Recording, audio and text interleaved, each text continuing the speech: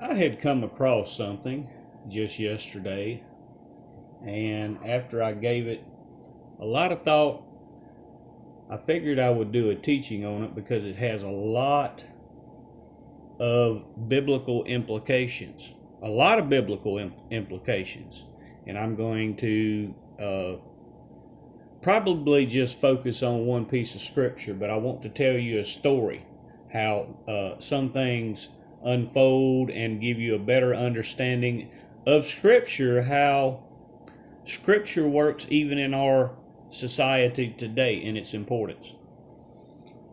So, the story I want to tell you is about Tom Horn. He's a self proclaimed prophet, and he has a team of individuals, a married couple whose names is Derek and Sharon Gilbert. Now, when I began, Tom Horn's given a prophecy on wormwood and other different prophecies in his lifetime.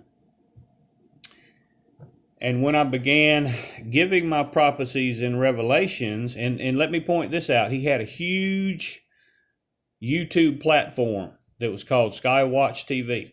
Very huge platform. And he had, I think it was, I don't remember exactly, it could have been 500,000 to 600,000 subscribers to his Skywatch TV YouTube channel, just his YouTube channel.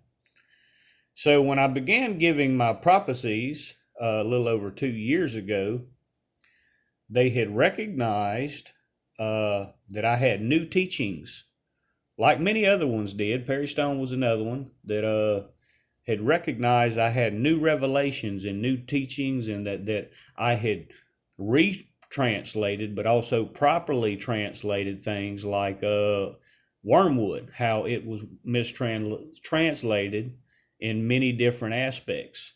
So, in true fashion of things that's spoken of, and why the Bible, why these certain things were taught in the Bible, these false teachers and false prophets began stealing and plagiarizing my work without giving any credit to where it actually came from. They were actually taking all the credit themselves. And what I want to teach you about this first, if you go to any college courses, and many of you, I learned this even in grade school, but especially in college, they really emphasize this in college courses. So if you even start in English was called English Comp 101. They teach you when you're doing research and you're building, if you want to do a video, write a book, or any of these things, if you take a new idea, any type of new idea, or use somebody's work, you at bare minimum have to do what's called a works cited page. And you have to give credit to where that research and work came from. And that's actually the law. It falls under the plagiarism laws. And so basically, you have to give credit. If it's not your original work, you have to give credit where credit is due. You have to do what's called works cited. And that, tells who the author is or researcher. It tells where you got your information from. And that's, again, these are in our laws, even in our laws of society. This is the copyright laws and intellectual property right laws that exist today. And those laws actually came from the Bible. All of our law system, our entire legal system, actually derived from the Old Testament. That is why the Old Testament is known as the law and the prophets. Very important to always remember that.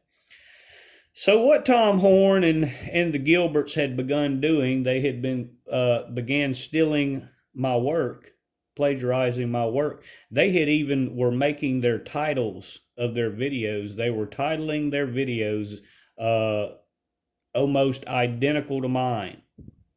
Almost absolutely identical to mine. Well, I contacted them. I expressed my problem with this because, especially because Tom Horn and the Gilberts were promoting Donald Trump, saying that he was either the Messiah himself or at minimum like John the Baptist.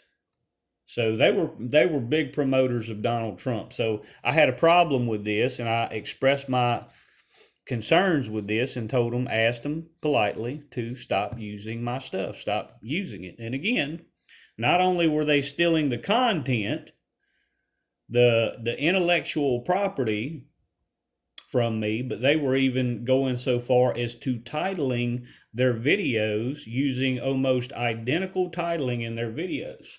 Well, they didn't stop.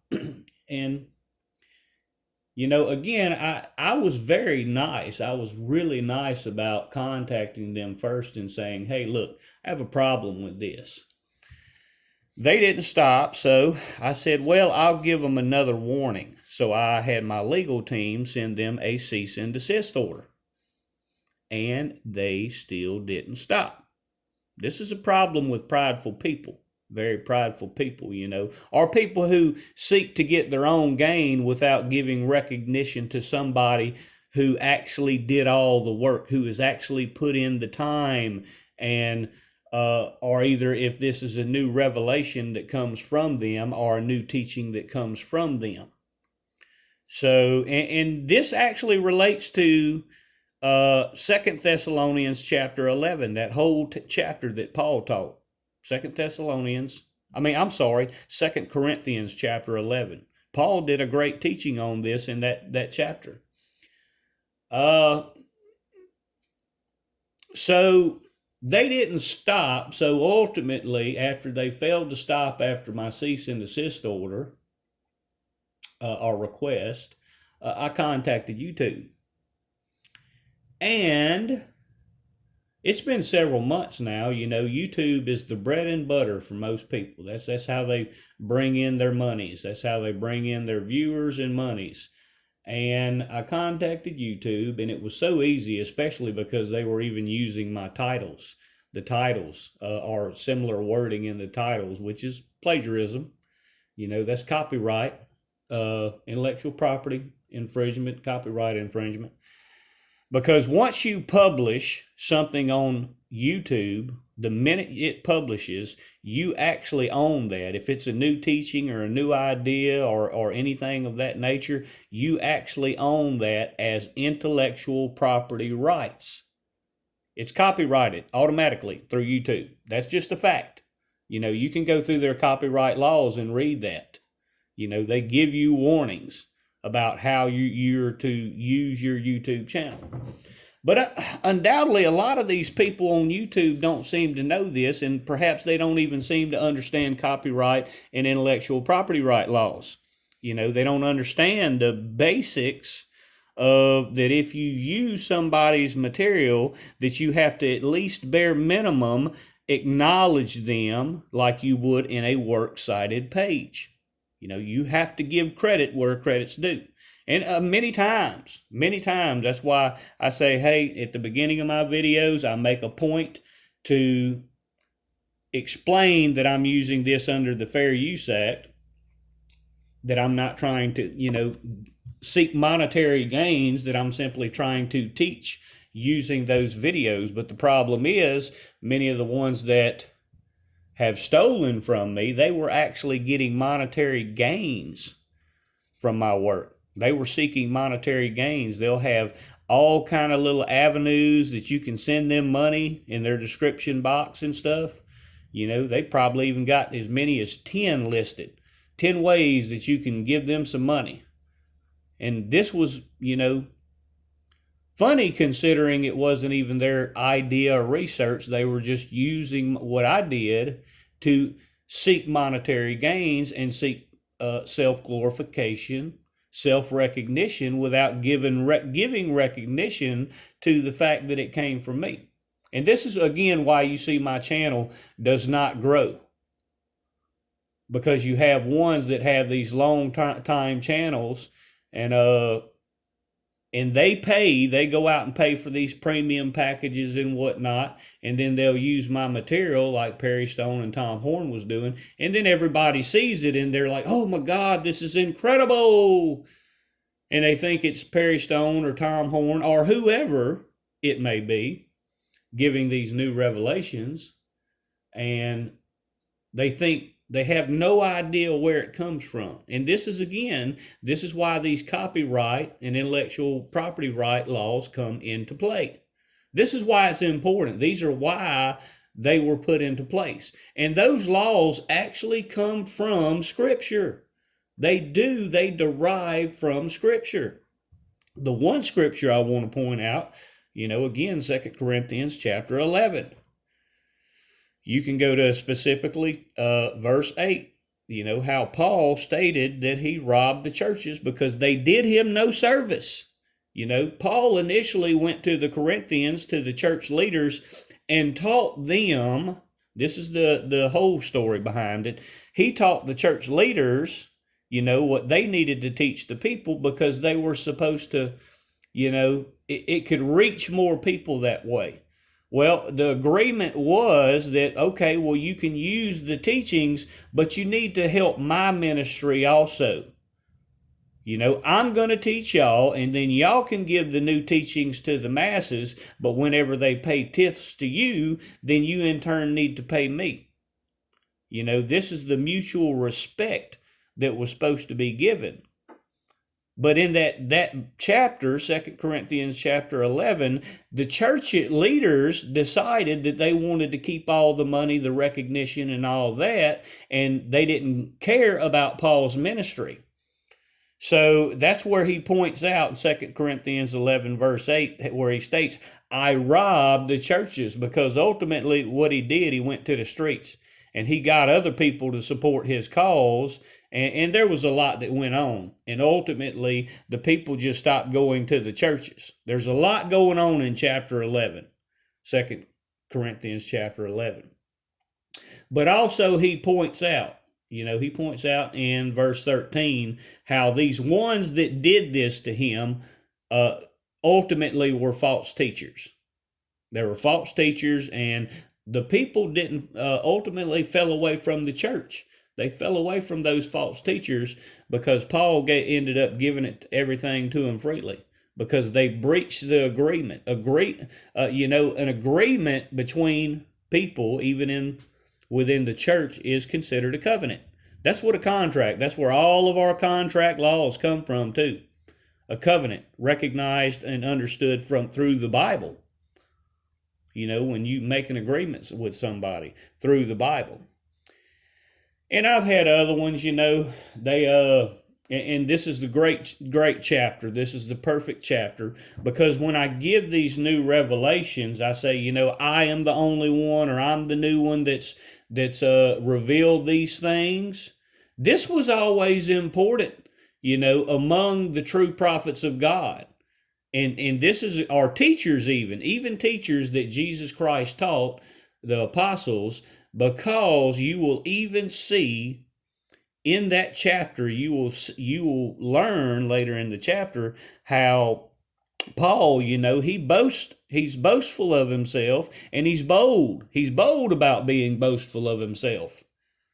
Because if it is not yours to teach, or if it was not a revelation given to you by God, then you have to acknowledge the prophet or teacher that it came from. This is why this chapter is so important. You have to acknowledge where this came from. And you'll also see that the concept of that is taught in Jeremiah, and I point this out on a regular basis, Jeremiah 23, verse 30. God is against the prophets that steal the words of another. He despises this. God absolutely despises this, because if you take what's given to another prophet or teacher and you try to claim it as your own, you're stealing from God. You're taking away from the ministry of the true teacher or prophet that it was given to. You've not given recognition to that teacher or that prophet, because it was a revelation given to them through God, and it was given to them for a specific reason, to teach it properly.